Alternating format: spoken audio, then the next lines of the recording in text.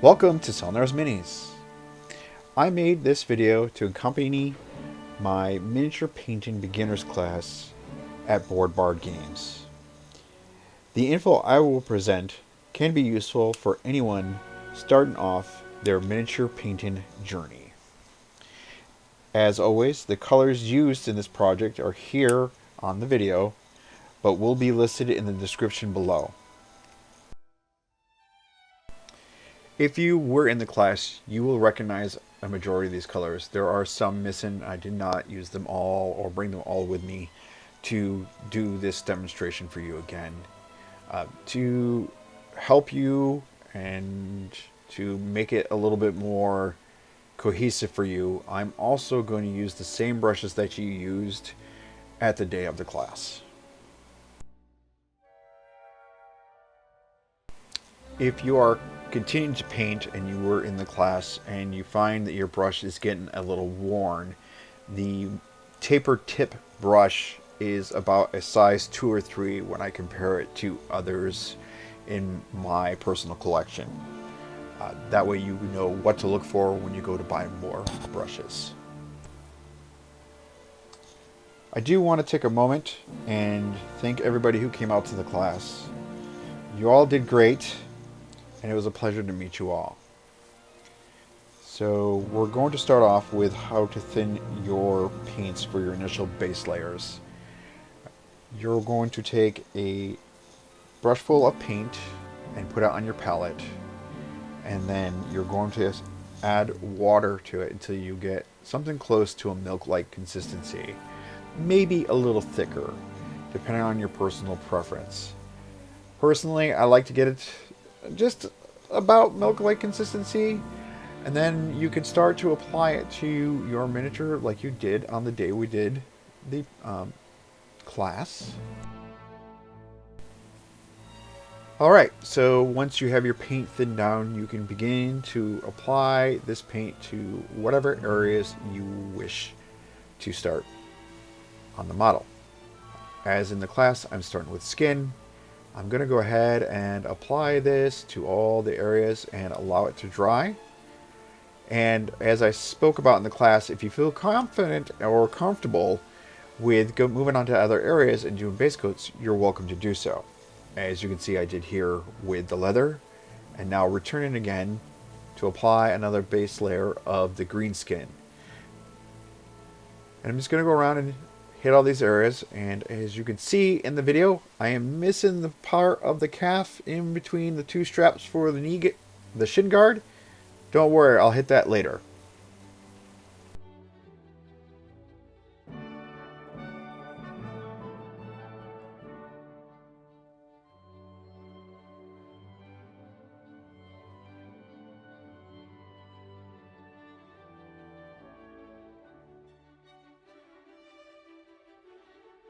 Alright, and here you can see me using a handle to hold the miniature, and I've decided to do the tongue before I got too much further on, so I used a little Dragon Red. And I included this part of the video because I kind of want you to see it when you guys were cleaning your brush, and I didn't really get to talk about it much in the class. I want you to push it more up against the container that you're going to use to hold your water and clean your paint off your brush. Also, as you can see there, I was demonstrating the twirl in order to get your tip of your taper brush back. And then we're going to keep going, and I'm going to start with black. This is going to be the base coat for all of the silver metallics that I'm going to use. So I'm going to go ahead and just let the video show what I'm doing. Pretty much the same thing, thinning the paints down, cleaning the brush off, drying it off, doing the taper on the brush, and then picking up paint to apply to the model. And while I'm applying this black paint to the metallic areas, or the future metallic areas, I also want to talk about protecting your painting space. So Board Bard Games was supposed to put down some paper on the tables that we were painting, but they forgot to do so. So you can see in the background that the palette that I'm using is in fact sitting on a piece of butcher's paper or newsprint paper. all to protect my surface that I'm working on. That way you're not going to damage the furniture that you're using to paint on, or at least not going to have paint on it that's going to dry and be difficult to get off. And another thing that I did here that is a good tip for you, and I didn't get a chance to talk about this much either, is using the side of your brush to hit areas that are a little bit harder to get and thin, like this shield.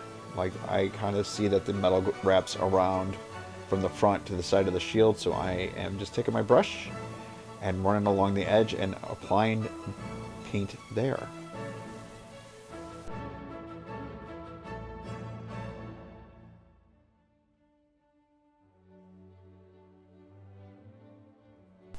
Okay, so we got into this a little bit during the class, and this is mixing paints. So the goblin has a rope that goes around his waist. It's not really leather, and it's not a belt, it is a piece of rope. So what I'm doing is I'm mixing oak brown and yellow together to get kind of a golden brown color for that rope. And I'm just gonna go ahead and mix it and clean off my brush. And all this is off camera. Come back in, get some more paint, and apply it to the miniature. It is possible to do with this brush as big as it is, because the tip is pretty nice, but it was not a comfortable paint job for sure. I would say if you do want to paint some smaller miniatures still, I would go ahead and get a couple of smaller brushes, say a size 1 or a size 0, to help you with these small areas. And as I discussed at the end of the class, I also recommend getting larger models for you guys to be able to paint and try to get some more paint control without struggling with a small model like a goblin.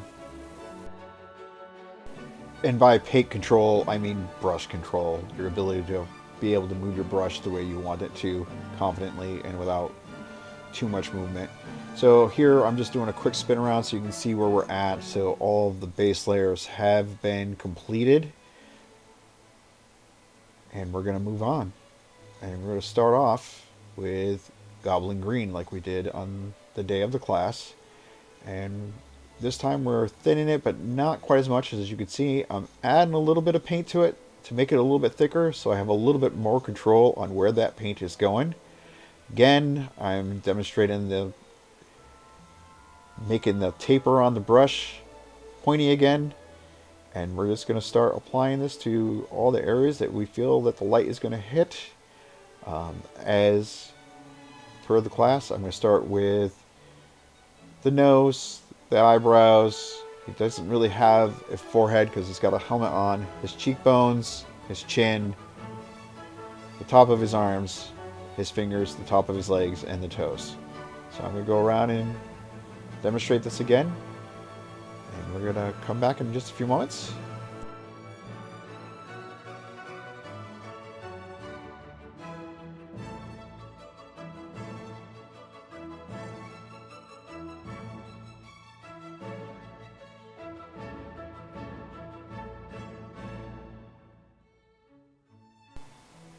And as in the class, I'm going through and reapplying these highlights again after the initial highlights had dried to kind of reinforce and make it so you can see that letter green a little bit easier.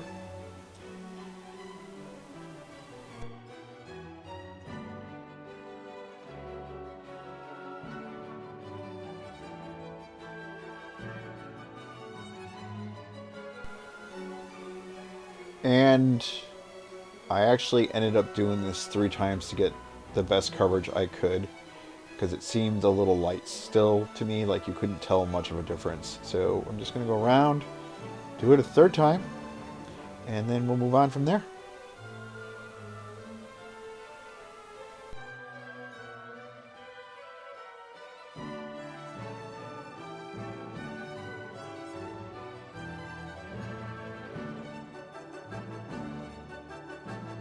After the skin, I moved on to the leather. I used Monster Brown like you did in the class to kind of begin the highlights on the leather shirt he's wearing.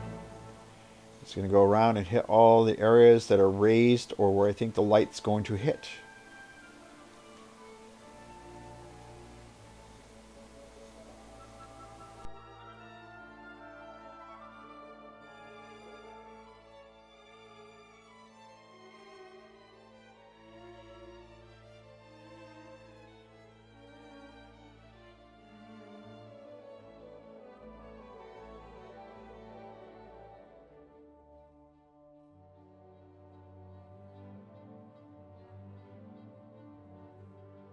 And okay, so I am going to do something that I talked about briefly, and maybe not all of you heard me say it.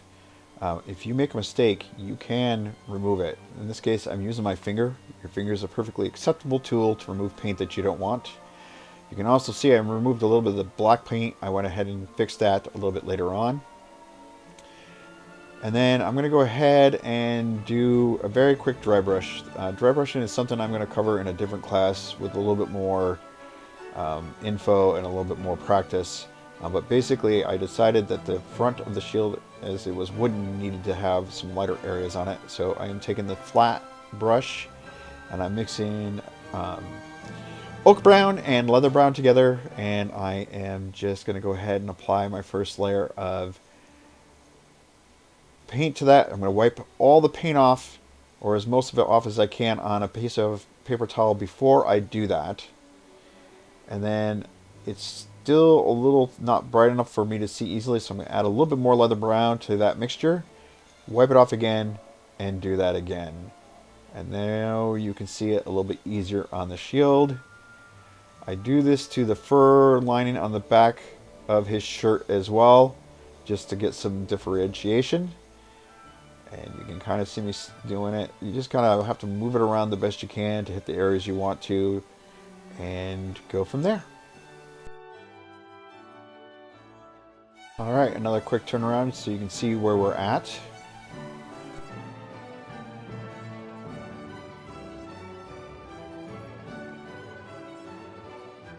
Right, and now we're moving on to the skin again. This time we mixed yellow into the Goblin Green.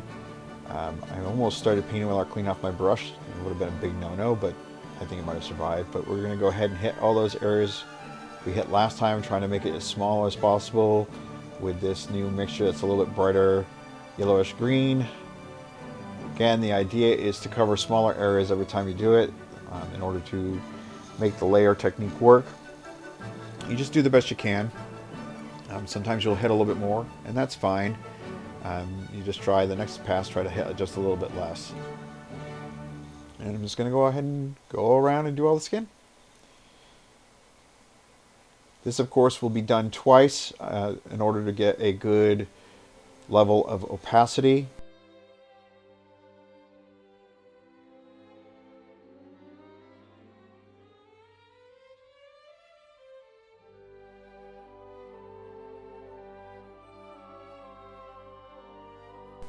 Alright, so here we are moving on to the metallics.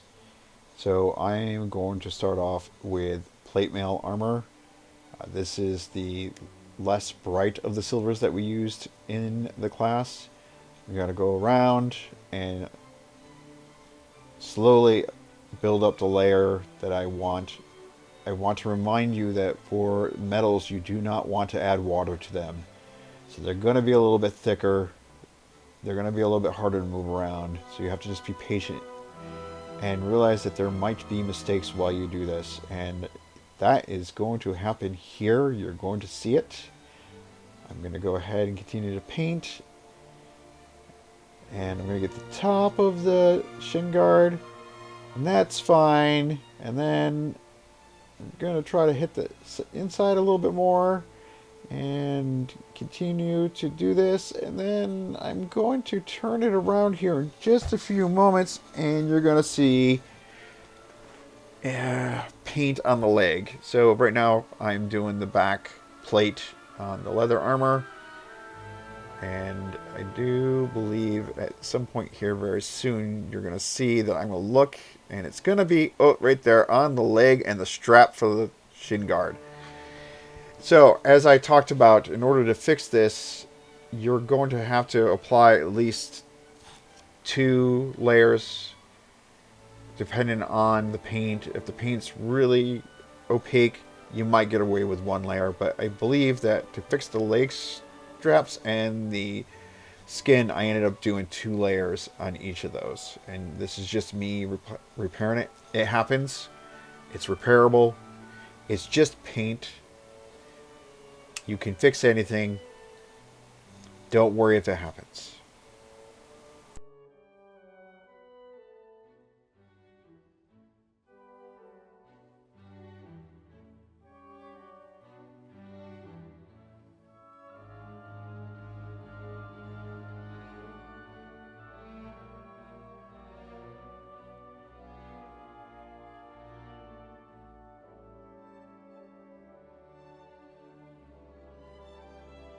Okay, we're going to do a quick turnaround after all the metallics are done and the repair has been done. I will be adding shining silver to the top of the helmet and the top of the shield and on the weapon head. As far as the part of the weapon the goblin is holding, the handle, I see it as wood, so I went ahead and took some dirt splatter, cleaned off my brush, sharpened the tip. Didn't like that I didn't have enough paint on there, so I got a little bit more, and just adding it to a couple places to give me a quick highlight. And that was pretty much it for the wood on this model. After that, I decided that I wanted a little bit more highlights on the leather, so I took the Monster Brown and added some white to it, and then hit some of the folds that are pretty prominent on this leather, just so you can see that it's just a little bit brighter. Like right here, I hit the bottom a little bit where the light's going to hit it. Some creases on that right leg, on the back, just a few other places to make it stand out just a little bit more.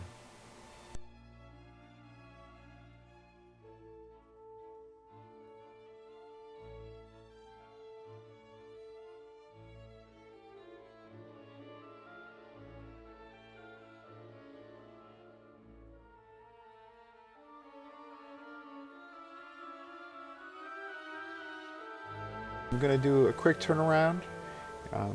This is a goblin I painted with the brushes you guys used and the paints you used using the layer technique. I really appreciate you all being there once again and for joining me. I look forward to seeing you again in future classes, and we can talk about other things like dry brushing and shading and other techniques. I hope you guys have a good day. Bye.